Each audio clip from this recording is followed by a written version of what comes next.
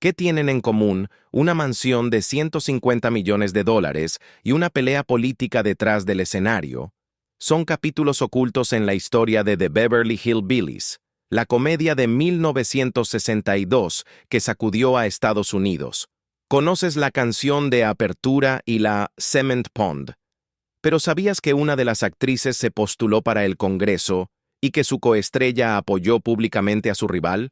¿O que a CBS le molestaba en secreto el programa, aun cuando rompía récords de audiencia que ningún sitcom moderno ha alcanzado? No son simples curiosidades, son las historias reales detrás de las risas. Vamos a desenterrarlas. Se encontró un episodio perdido en el formato equivocado. Un episodio de la temporada 3, titulado Jed the Heartbreaker, se consideró perdido durante años. Luego fue redescubierto en los archivos de CBS en un carrete de 16 milímetros mal etiquetado, archivado bajo el nombre de otra serie. Aunque el material estaba en mal estado, los equipos de restauración lograron digitalizarlo para el lanzamiento en DVD. Se convirtió en un éxito entre los fans que creían haber visto todos los episodios. El hallazgo llevó a CBS a revisar nuevamente sus archivos, iniciando un esfuerzo de preservación más profundo del clásico sitcom. El elenco no siempre estaba contento con su trato. A pesar del éxito del programa, varios actores se sintieron mal pagados y poco valorados. Donna Douglas reveló más tarde que el elenco no recibía regalías por las reposiciones, una práctica común en los años 60, que dejó a muchos intérpretes sin ingresos cuando la sindicación explotó. Max Baer Jr. también expresó frustración por quedar encasillado y no recibir ganancias por productos derivados. Nancy Kulp, por su parte, sentía que la profundidad de su personaje se desaprovechó en las últimas temporadas. Las sonrisas en pantalla ocultaban un malestar real detrás de cámaras. La tragedia del hombre de hojalata. Casi terminó la carrera de Buddy Ebsen. Antes de encontrar oro negro como Jed Clampett, Buddy Ebsen fue elegido para interpretar al hombre de hojalata en The Wizard of Oz. Pero el maquillaje, polvo de aluminio, le cubrió los pulmones y casi lo mata. Fue hospitalizado y reemplazado en el papel. El incidente le dejó problemas respiratorios de por vida. Años después, cuando pensaba retirarse de la actuación, apareció The Beverly Hillbillies. Aceptó el papel solo con una condición: que Jed fuera representado con más sabiduría de la que permitía el guión original. Así nació el patriarca Clampett. Simple, sí, pero inteligente y astuto. Las bofetadas eran reales. La interpretación de Irene Ryan como Daisy Moses, o Granny, se convirtió en una de las abuelas más queridas de la televisión. Pero cuando se trataba de corregir a Jethro, no se andaba con rodeos. Max Baer Jr., hijo del campeón de peso pesado Max Baer, le dijo una vez: «Haz que se vea real». Ryan lo tomó literalmente y le soltó unos golpes que resonaron en el set. «Quise decir que se viera real, no que se sintiera real», bromeó Baer después. El chiste interno se volvió legendario. El pequeño cuerpo de Granny podía poner en su sitio a un hombre del doble de su tamaño.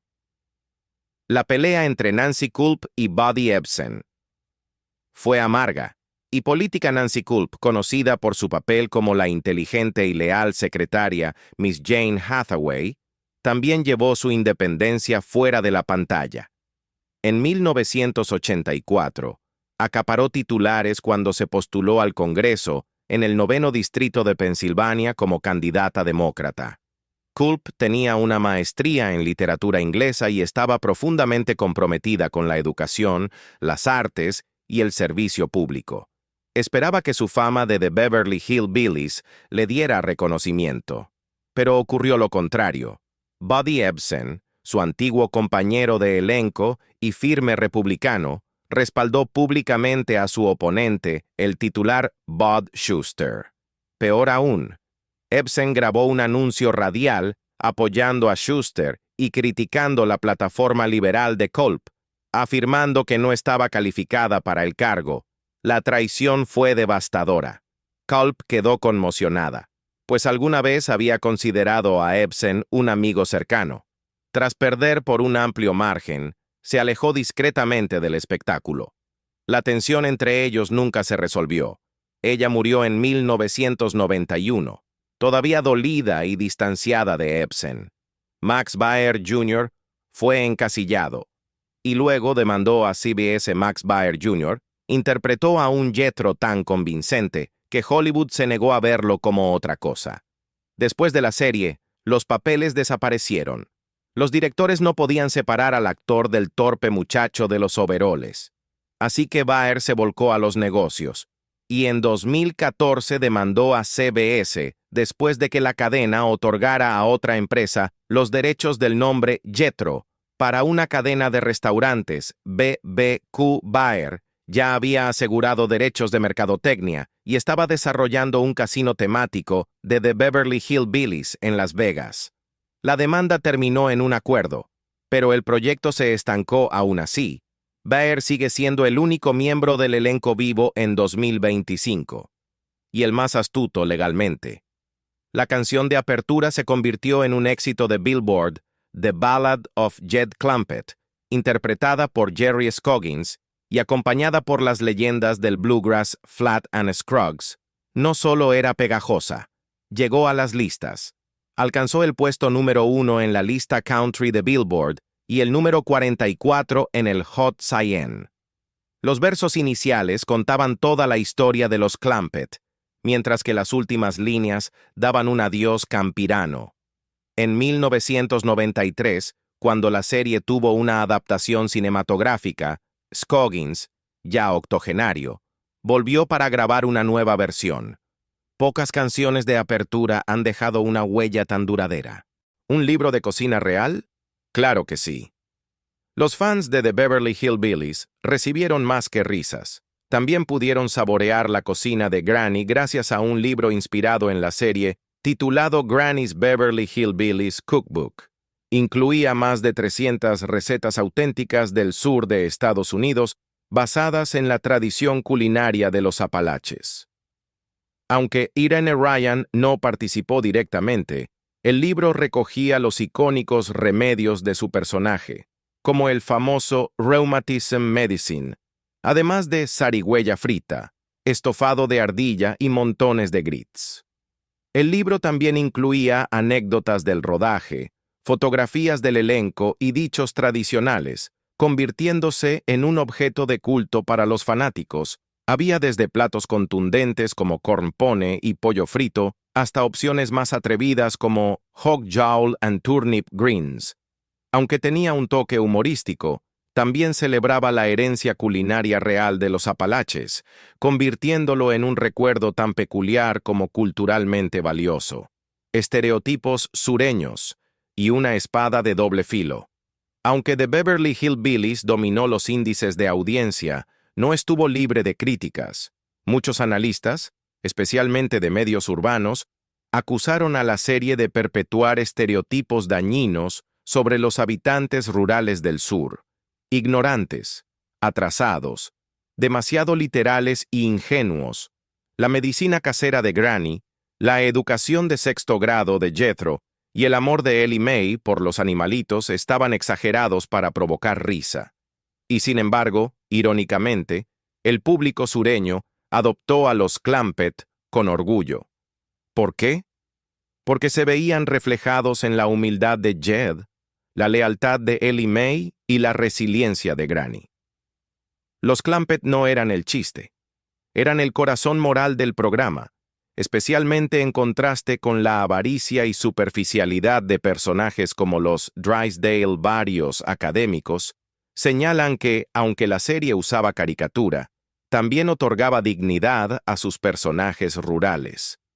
En una América dividida, The Beverly Hillbillies se convirtió en un campo de batalla cultural, ridiculizada por las élites, amada por millones por su humor y su humanidad. CBS estaba avergonzada de su propio éxito. A pesar de ser un monstruo de audiencia durante años, The Beverly Hillbillies fue tratado como un pariente incómodo por CBS, Los ejecutivos lo consideraban vulgar y poco alineado con sus ambiciones de una programación más moderna y urbana. Esta actitud llegó a su punto máximo a inicios de los años 70, cuando CBS lanzó lo que luego se llamó la purga rural. Buscando atraer a un público joven y urbano, la cadena eliminó de golpe varias series rurales de alto rendimiento, no solo de Beverly Hillbillies, sino también Green Acres, Hee-Haw y Petticoat Junction. Incluso la querida Lassie fue cancelada. Pat Buttram, quien interpretaba a Mr. Haney en Green Acres, lo resumió con una broma legendaria. Fue el año en que CBS canceló todo lo que tuviera un árbol. Irónicamente, la decisión le costó a CBS millones en espectadores fieles y contratos publicitarios, pero el daño ya estaba hecho. Mientras la cadena avanzaba con contenido más atrevido como All in the Family, barrió discretamente bajo la alfombra a su mina de oro campirana, pese a su impacto indiscutible. El programa fue en su momento la comedia de media hora más vista en la historia de la TV. En enero de 1964, The Beverly Hillbillies emitió el episodio The Giant Jackrabbit, sin saber que haría historia. La absurda trama mostraba a Granny convencida de haber visto un conejo gigante del tamaño de un hombre.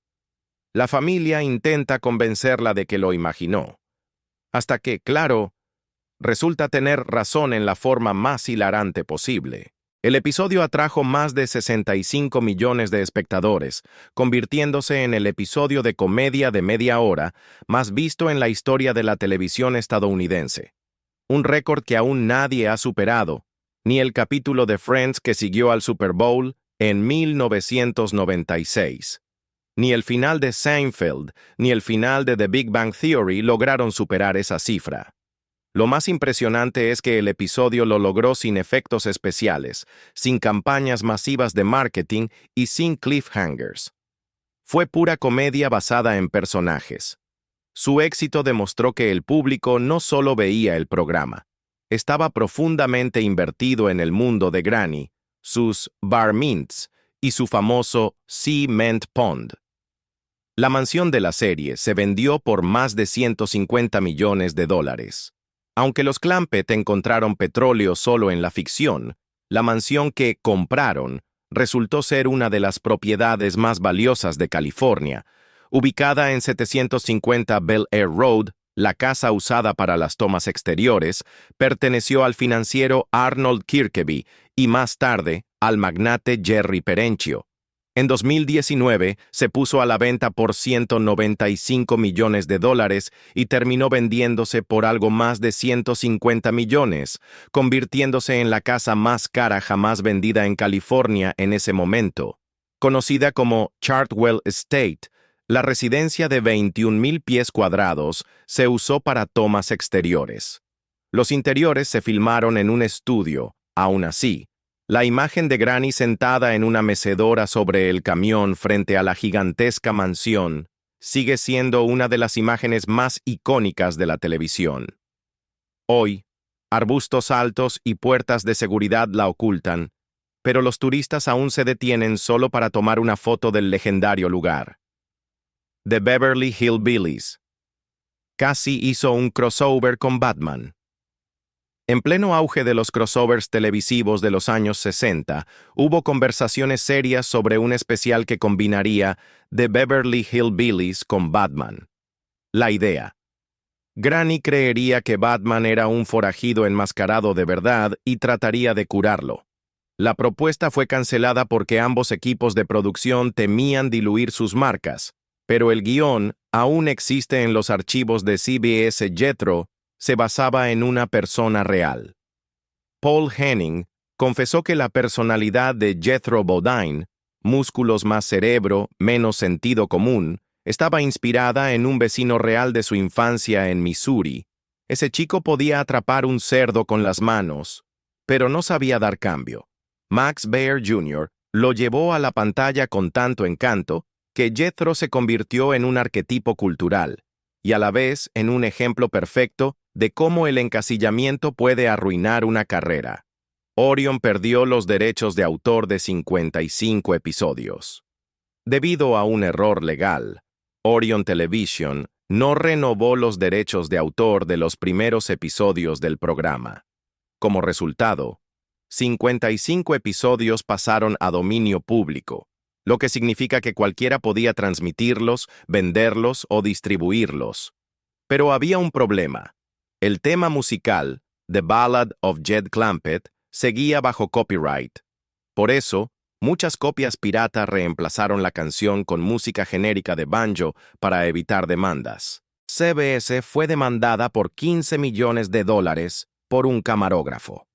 En 1965, el camarógrafo de CBS Hamilton Morgan demandó a la cadena alegando que The Beverly Hillbillies había sido robado de su concepto original, Country Cousins. Afirmó que presentó la idea antes de que Paul Henning la desarrollara y que tras quejarse fue degradado injustamente. La demanda se prolongó casi una década y terminó resolviéndose discretamente en 1974, con CBS pagando, según se rumorea, una suma considerable para evitar más controversia. Y ahí lo tienes. Las verdades más salvajes, sorprendentes y a veces absolutamente absurdas detrás de The Beverly Hillbillies. No fue solo una comedia. Fue un espejo que reflejó la fascinación de Estados Unidos por la riqueza, las diferencias de clase y el eterno encanto de las historias de pez fuera del agua. ¿Alguno de estos datos te tomó por sorpresa? ¿Qué personaje crees que cambió más detrás de cámaras? Dale like si aprendiste algo nuevo. Compártelo con ese amigo que todavía tararea la canción de apertura y no olvides suscribirte para más análisis profundos de la televisión clásica como este.